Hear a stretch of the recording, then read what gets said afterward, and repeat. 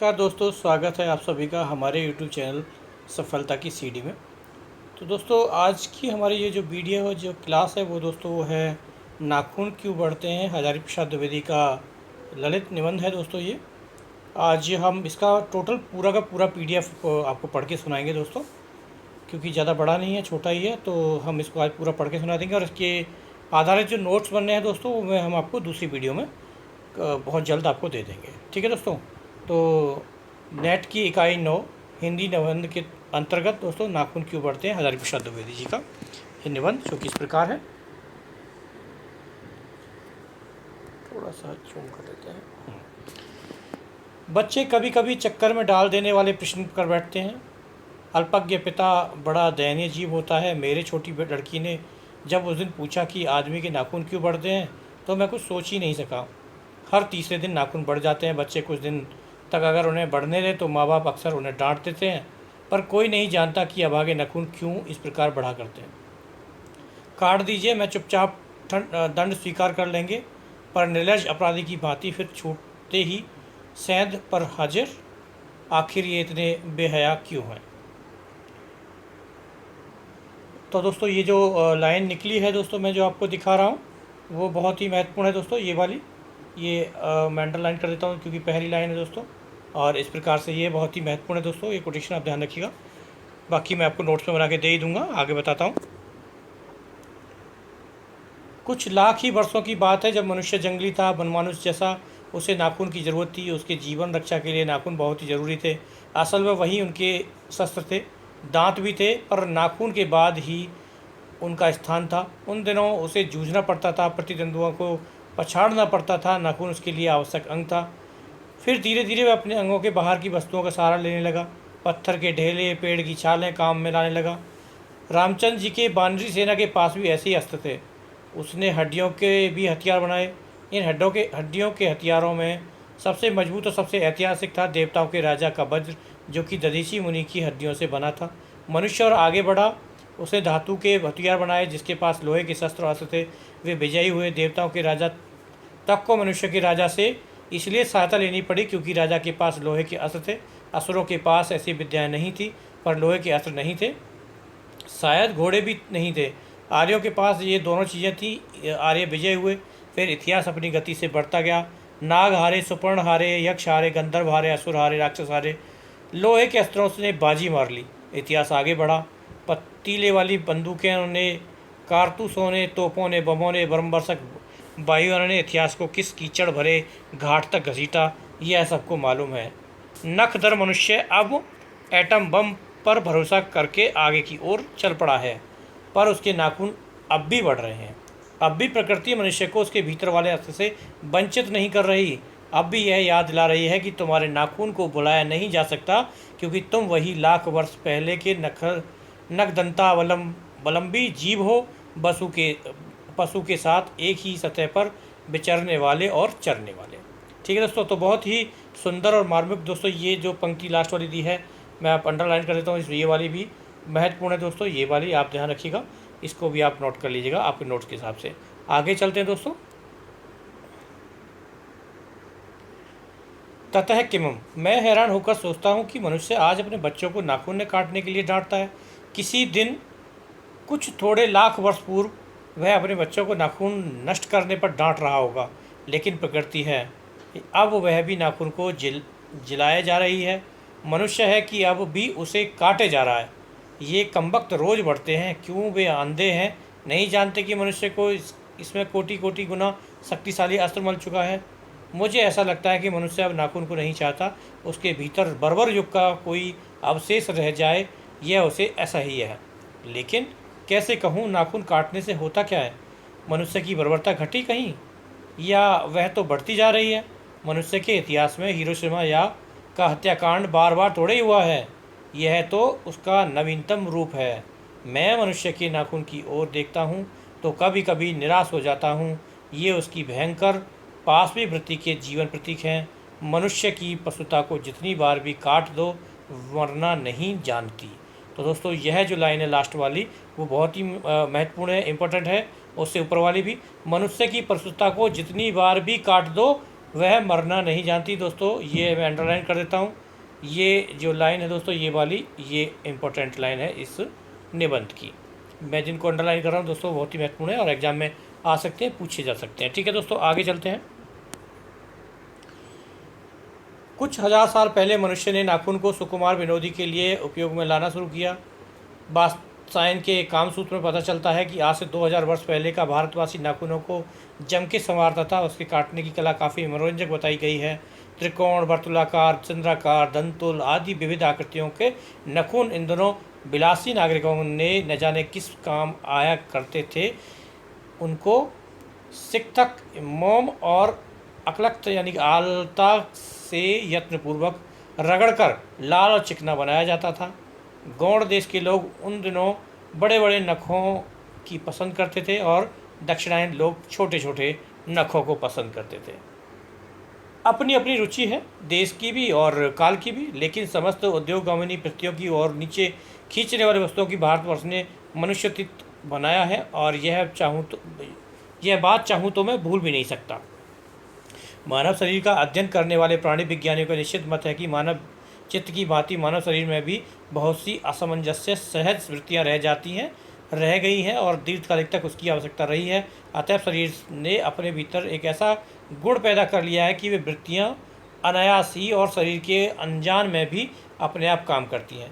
नाखून का बढ़ना उनमें से एक है, केस का बढ़ना दूसरा है, दांत का दोबारा आना उठना और तीसरा है पलकों का गिरना, चौथा है असल में सहजात वृत्तियाँ अनजान की स्मृतियों को ही कहते हैं। हमारी भाषा में भी इसके उदाहरण मिलते हैं। अगर आदमी अपने शरीर की, मन की और बाकी अनायास घटने वाली वृत्तियों के विषय में विचार करे तो अपनी वास्तविक प्रवृत्ति पहचानने में बहुत सहायता मिलेगी। पर कौन सोचता है? सोचता क्या? उसे इतना भी पता नहीं चलता कि उसके भीतर नख बढ़ा लेने की जो सहज वृत्ति है वह उसके पशु तत्व का प्रमाण है।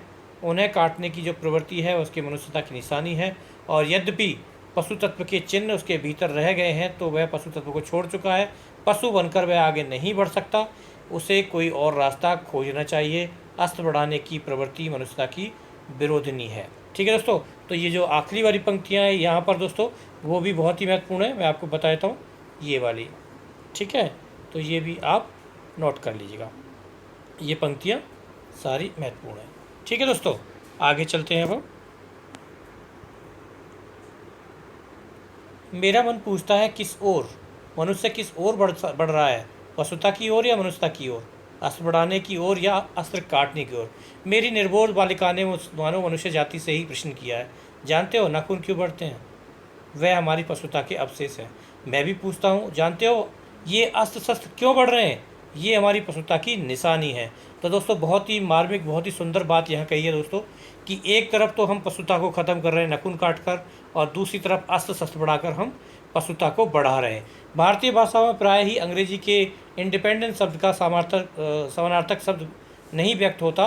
15 अगस्त को जब अंग्रेजी भाषा के पत्र इंडिपेंडेंस की घोषणा कर रहे थे तो देसी भाषा के पत्र स्वाधीनता दिवस की चर्चा कर रहे थे। इंडिपेंडेंस का अर्थ है अधीनता, अनधीनता या किसी की अधीनता का अभाव, पर स्वाधीनता शब्द का अर्थ है अपने ही अधीन रहना। अंग्रेजी में कहना है तो सेल्फ डिफेंस कह सकते हैं। मैं कभी कभी सोचता हूँ कि इतने दिनों तक अंग्रेजी की अनुवर्तिता करने के बाद भी भारतवर्ष इंडिपेंडेंस को अधीनता क्यों नहीं कर सका। उसने अपनी आज़ादी के जितने भी नामकरण किए, स्वतंत्रता, स्वराज, अधीनता, उन सब में स्वयं का बंधन अवश्य रखा। यह क्या संयोग की बात है, या हमारी समूची परंपरा ही अनजान में इसे भाषा के द्वारा प्रकट होती रही। मुझे प्राणी विज्ञानी की बात फिर याद आती है कि सहजात वृत्ति और अनजानी सह स्मृतियों का ही नाम है। स्वराज होने के बाद स्वभावतः ही हमारे नेता और विचाराधीन नागरिक सोचने लगे कि इस देश को सच्चे अर्थ में सुखी कैसे बनाया जाए। हमारे देश के लोग पहली बार यह सब सोचने लगे कि ऐसी बात नहीं है। हमारा इतिहास बहुत पुराना है। हमारे शास्त्रों में इस समस्या को नाना भावों और नाना पहलुओं से विचारा गया है। हम कोई नौसिखिए नहीं जो रातों रात अनजान जंगल में पहुंचकर रक्षित छोड़ दिए गए। और हमारी परंपरा महिमामयी, उत्तराधिकार विपुल और संस्कार उज्ज्वल है। हमारे अनजान में ये सब बातें एक खास दिशा में सोचने की प्रेरणा देती हैं। यह जरूर है कि परिस्थितियाँ बदल गई हैं, उपकरण नए हो गए हैं और उलझने की मात्रा भी बहुत बढ़ गई है, पर मूल समस्याएं बहुत अधिक नहीं बदली हैं। भारतीय चित्त जो आज भी अधीनता के रूप में न सोचकर स्वाधीनता के रूप में सोचता है, वह हमारे दीर्घकालीन संस्कारों का फल है। वह स्वयं के बंधन को आसानी से नहीं छोड़ सकता। दोस्तों, यह बात बहुत ही महत्वपूर्ण कही गई है कि स्वयं को नहीं छोड़ सकता, यानी कि अपनी पूर्वजों को नहीं छोड़ सकता। अपने आप पर अपने आप के द्वारा लगाया हुआ बंधन हमारी संस्कृति की बड़ी भारी विशेषता है। मैं ऐसा तो नहीं मानता कि जो कुछ हमारा पुराना है, जो कुछ हमारा विशेष है, उससे हम चिपटे ही रहें। पुराने का मोह सब समय वांछनीय नहीं होता। मेरे बच्चे की गोद में दबाए रखने वाली बंदरिया मनुष्य का आदर्श बन सकती है, परंतु मैं ऐसा भी नहीं सोच सकता कि हम नई अनुसांदिकता के नशे में चूर होकर अपना सर्वस्व खो दें। तो दोस्तों, ये वाली लाइन जो भी निकली है, ये दोस्तों ये वाली भी बहुत ही महत्वपूर्ण है एग्जाम की दृष्टि से। ये वाली लाइन है, ठीक है, आप इनको नोट कर लीजिएगा। आगे बताता हूँ दोस्तों। कालिदास ने कहा था कि सब पुराने अच्छे नहीं होते, सब नए खराब नहीं होते। भले लोग दोनों की जांच कर लेते हैं, जो हितकर होता है उसे ग्रहण करते हैं और मूढ़ लोग दूसरों के इशारों पर भटकते रहते हैं। सो हमें परीक्षा करके हितकर बात सोच लेनी होगी, और अगर हमारे पूर्व संचित भंडार में वह हितकर वस्तु निकल आए तो इससे बढ़कर और क्या हो सकता है।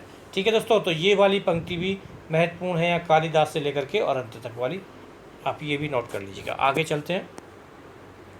जातियाँ इस देश में अनेकाई हैं, लड़ती झगड़ती भी रहती हैं, फिर प्रेम पूर्वक बस भी गई हैं। सभ्यता की नाना सीढ़ियों पर खड़ी और नाना मुख उसके चलने वाली इन जातियों के लिए एक सामान्य धर्म खोज निकालना कोई सहज बात नहीं थी। भारतवर्ष के ऋषियों ने अनेक प्रकार से इस समस्या को सुलझाने की कोशिश की थी, पर एक बात उन्होंने लक्ष्य की थी कि समस्त वर्णों और समस्त जातियों का एक सामान्य आदर्श भी है, वह है अपने ही बंधनों से अपनों को बांधना। मनुष्य पशु से किस बात से भिन्न है? आहार निद्रा आदि पशु सुलभ स्वभाव उसके ठीक वैसे ही हैं जैसे अन्य प्राणियों के, लेकिन फिर भी पशु से भिन्न है। उसमें संयम है, दूसरे के सुख दुख में प्रति संवेदना है, श्रद्धा है, तप है, त्याग है। यह मनुष्य के स्वयं के उद्धत बंधन है। इसीलिए मनुष्य झगड़े टंटे को अपना आदर्श नहीं मानता, गुस्से में आकर चढ़ जोड़ने वाली अविवेकी को बुरा मानता है, समझता है, और वचन और मन शरीर से किए गए असत्य आचरण को गलत आचरण मानता है। यह किसी भी जाति या वर्ण का समुदाय का धर्म नहीं है, वह मनुष्य मात्र का धर्म है। महाभारत में इसलिए निर्वैर भाव और सत्य और अक्रोध की सब वर्णों की सामान्य धर्म कहा है। तो दोस्तों, यह वाली जो पंक्ति है लास्ट वाली, ये भी एग्जाम की दृष्टि से महत्वपूर्ण है दोस्तों, आप ये एक बार नोट कर लीजिएगा। आगे चलते दोस्तों। जैसा कि कहा गया महाभारत में, एत दी तृतीयम श्रेष्ठम सर्वभूतेषु भारतम निर्विरता महाराज सत्य काम क्रोध एव च। अन्यत्र इसमें निरंतर दानशीलता को भी गिनाया गया है, ठीक है। और ये दोस्तों कुछ नोटिस दिया गया, अनुशासन जो एक पेज नंबर दिया गया है। गौतम ने ठीक ही कहा था कि मनुष्य की मनुष्यता यही है कि वे अपने दुख और सुख को सहानुभूति के साथ देखता है। यह आत्मनिर्मित बंधन ही मनुष्य को मनुष्य बनाता है। अहिंसा, सत्य और अक्रोध मूलक धर्म का मूल उत्स नहीं है। मुझे आश्चर्य होता है कि अनजान में भी हमारी भाषा में यह भाव कैसे रह गए, लेकिन मुझे नाखूनों के वर्णों पर आश्चर्य हुआ था।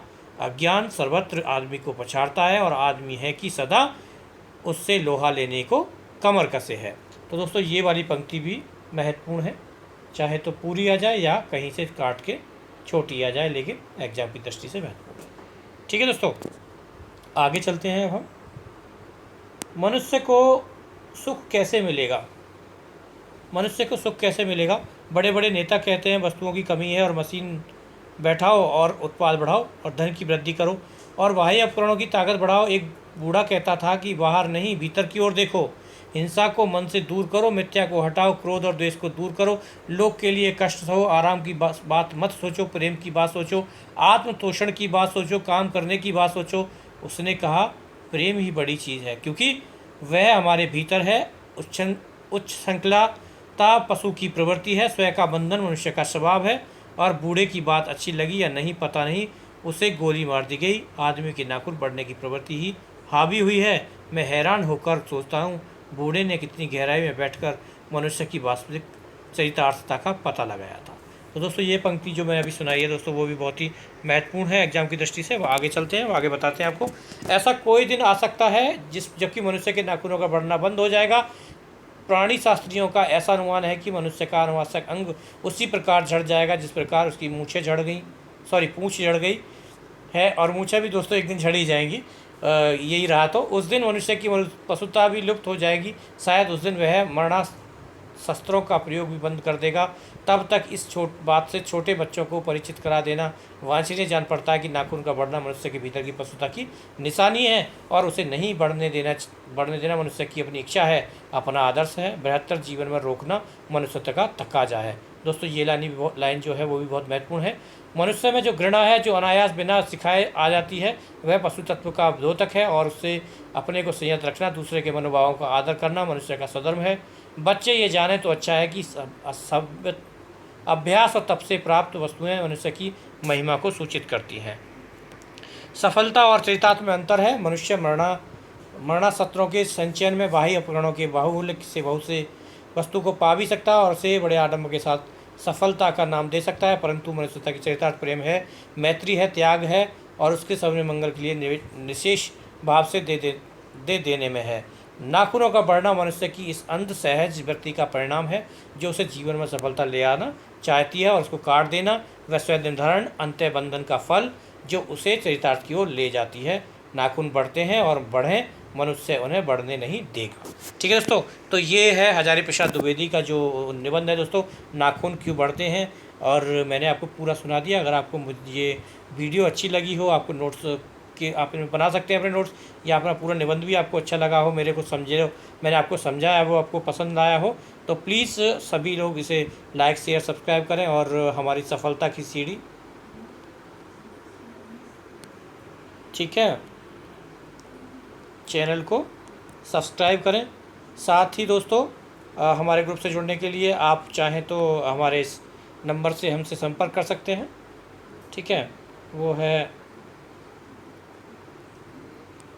ये हमारा नंबर है जिससे कि आप संपर्क कर के आप हमारे ग्रुप से जुड़ सकते हैं। 9999233377। धन्यवाद दोस्तों, मिलते हैं फिर। प्लीज़ लाइक शेयर सब्सक्राइब अवश्य करें और कमेंट करके अवश्य बताएं। अगर आपको ये अच्छी लग रही है तो मैं और भी ऐसे ही पूरी पीडीएफ बना के आपको सुना दूँगा। धन्यवाद दोस्तों, आपका दिन शुभ हो।